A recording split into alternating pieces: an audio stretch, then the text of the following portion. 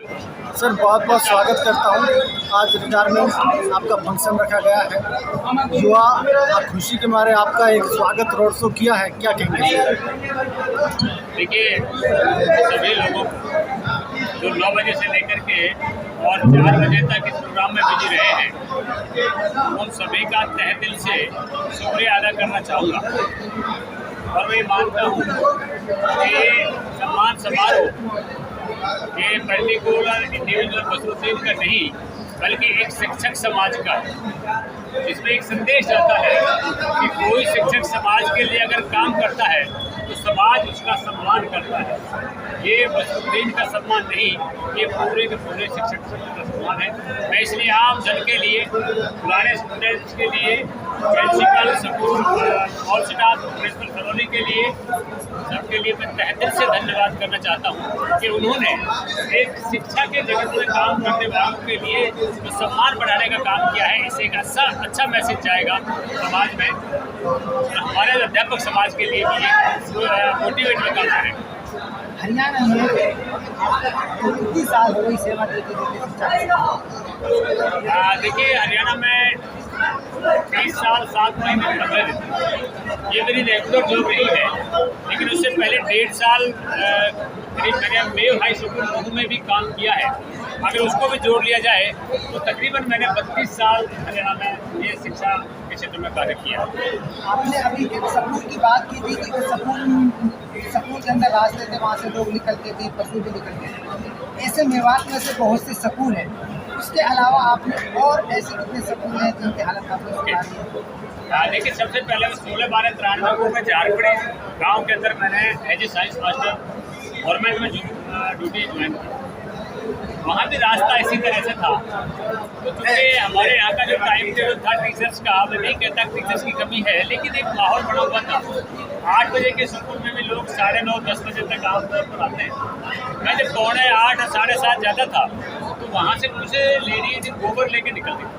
तो वो कहती थी कि यह बेचारा में कोई काम ना धीरे धीरे सो आ बैठे, स्कूल खोलने का टाइम ना, क्योंकि वो स्कूल खोलने का टाइम ही उतना समझते थे कि 9:30-10 बजे। खैर, वो धीरे धीरे उनसे बात हुई तो वहाँ मैंने लगभग 3 गुना संख्या बच्चों की पढ़ी थी। और मैं असल में एक स्कूल के बारे में बताऊँ तो बहुत ज़्यादा टाइम लग जाएगा, क्योंकि मैं सरौली में जब 5 सितंबर 95 में आया था तो यहाँ भी लगभग 100-125 बच्चे थे। और जब मैं गया था तो लगभग 18 साल काम मैंने यहाँ पर किया तो बच्चे 2,500 बच्चे हो गए। और इसी तरह से मैंने दफ्तर की बात की है, सालेहरी की बात बताई थी मैंने। जी सर। फिर मैं एक बात बताना चाहता हूँ कि मैं हमेशा अपनी ज़िंदगी में जो चुनौतीपूर्ण सपने होते हैं, जिनमें चैलेंज होता है, वो मैं लेता हूँ, मेरी वो आदत है। और आगे भी शिक्षा के क्षेत्र में या कोई भी सामाजिक कार्य के लिए जो चुनौतीपूर्ण होगा उसको लेने में मुझे कुछ नहीं है, मैं वही लेना चाहता हूँ। काम करने में मुझे मजा आता है। आगे का क्या कार्य करेंगे सर? आगे क्या करेंगे? देखिए, आगे पहले बात तो मैं कहूँ, मैंने सरकार के लिए मैंने एक प्रपोजल रखी है कि अगर शिक्षा विभाग मुझे बिना सैलरी के, मैं एफिडेविट जरूर रखना चाहती है तो मुझसे काम ले सकती है। मुझे कोई तर्क नहीं चाहिए, क्योंकि अभी सरकारी रूल के मुताबिक मैं बूढ़ा आदमी हूँ, लेकिन मैंने कहा ना कि ना मेरा तन बूढ़ा ना मन बूढ़ा, और अभी मुझे लगता नहीं है कि मेरा शरीर बूढ़ा है, मैं काम नहीं कर सकता। तो मैं ज़्यादा बेटर समझता हूँ कि मैं शिक्षा विभाग में काम करूँ। इसके अलावा मैं जो मेरे उस यूथ को साथ लेकर के जो बहुत सारी बुराइयाँ हमारे समाज के अंदर फैली हुई हैं, जिसमें मोस्टली बात ये आती है कि नशे की तरफ हमारा यूथ जा रहा है, मैं इस पर भी काम करने का मेरा मन है। हाँ, छोड़ करके एक काम को नहीं करूँगा, जैसे एक पत्रकार ने पूछा राजनीति के बाद, उसे छोड़ करके मैं समाज के लिए कोई भी काम कर सकता हूँ। सर, जैसा आज आपने पास्ट का जिक्र किया कि किस तरह आपने पास्ट किया, लेकिन आज का जो दिन आपने जिया सर, क्योंकि किसी का काम करते तो आज उस दिन को जीकर और एंजॉय करते जो मोमेंट्स आपने एंजॉय किए, कैसा महसूस कर रहे हैं? हाँ, देखिए, इसकी कल्पना नहीं कर सकता। ये कुछ खुशी ऐसी होती है कि जो पास्ट है, आज से 50 साल पहले, 50 साल पहले जो लाइफ की है, जो काम किया है, उसी का एक रिजल्ट, उसी का परिणाम रहा। जो फल आज मैंने चखा, मुझे बहुत बेहद खुशी हुई और मुझे मेरे माँ बापों को देख करके बेहद खुशी हुई। इन लोगों ने मुझे पढ़ा लिखा करके इस काबिल बनाया। लेकिन पैसा बहुत लोगों के पास हो सकता है, समाज से सम्मान जो मिलता है और वो एक चीज़ है, पैसा मायने नहीं रखता। इंसान की ज़िंदगी में। मैं आज भी मानता हूँ कि पैसा 100 साल लोगों के पास, लेकिन जो लोगों ने सम्मान दिया वो मायने रखता है, और उसे पाकर के मैं बेहद खुश हूँ। सर, आपने एजुकेशन सेक्टर में काम किया, तो एजुकेशन सेक्टर के बारे में आप जानते हैं कि मेवात का हाल बहुत बदतर है, तो किस तरह डेवलप किया जा सकता है एजुकेशन सेक्टर? देखिए, इसमें बेसिकली हम दो चीज़ों को मैं लेना चाहता हूँ। एक हमारा समाज है, एक हमारा टीचर है। देखिए, सरकार जो है हमें जो आज की स्थिति में बता दूँ, इतने टीचर कम नहीं हैं जिससे काम नहीं चल सकता। आज काम चल सकता है। बात आती है टीचर से। यदि टीचर उसकी विल पावर, उसकी इच्छा शक्ति इतनी मजबूत हो, चाहे कि मुझे इस समाज को बदलना है, बच्चों को पढ़ाना है, तो सबसे पहला दायित्व अध्यापक का बनता है कि वो 6.5 घंटा ड्यूटी ना दे करके 7.5 घंटा कर ले। मैं इसकी ब्रीफ में आपको बता दूँ कि अध्यापक को बहुत सारे काम करने पड़ते हैं, नो डाउट। BLO का काम, राशन पकाने का काम, बहुत सारे काम करने पड़ते हैं।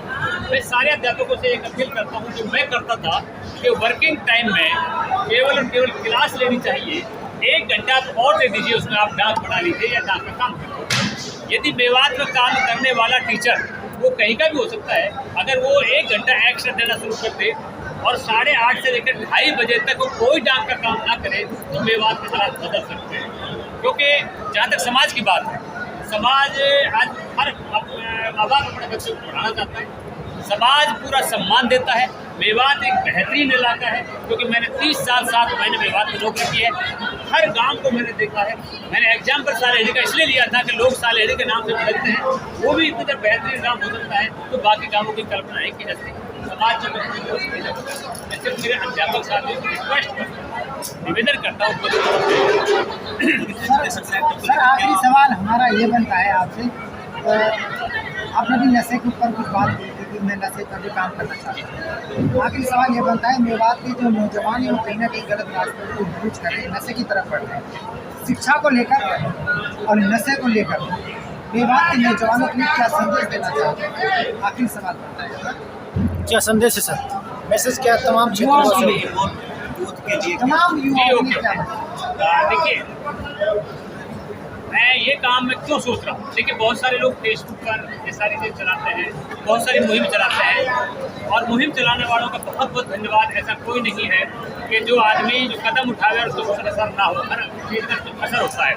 मैं उसका धन्यवाद करता हूँ। लेकिन जब मैंने अपना सर्वे किया है, तो जितने बच्चे यूथ मेरे से जुड़ा हुआ है और जुड़े होने का मतलब है जो मानता है, शायद वो बहुत कम इंसान ऐसे होंगे।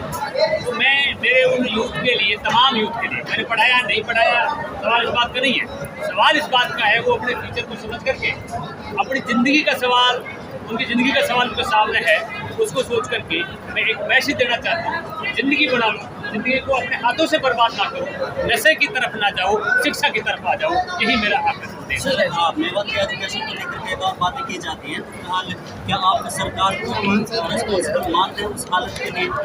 नहीं, पहले सरकार के टीचर नहीं था, लेकिन अब टीचर पूरे हो गए। मैंने आज के प्रश्न बताइए कि अब सरकार ठीक है, और अब अगर कमी तो होंगे भाई, अब तो हम खुले हैं, फिर सर्विस है नहीं, तो हम एजुकेशन के लिए काम करेंगे। ठीक है।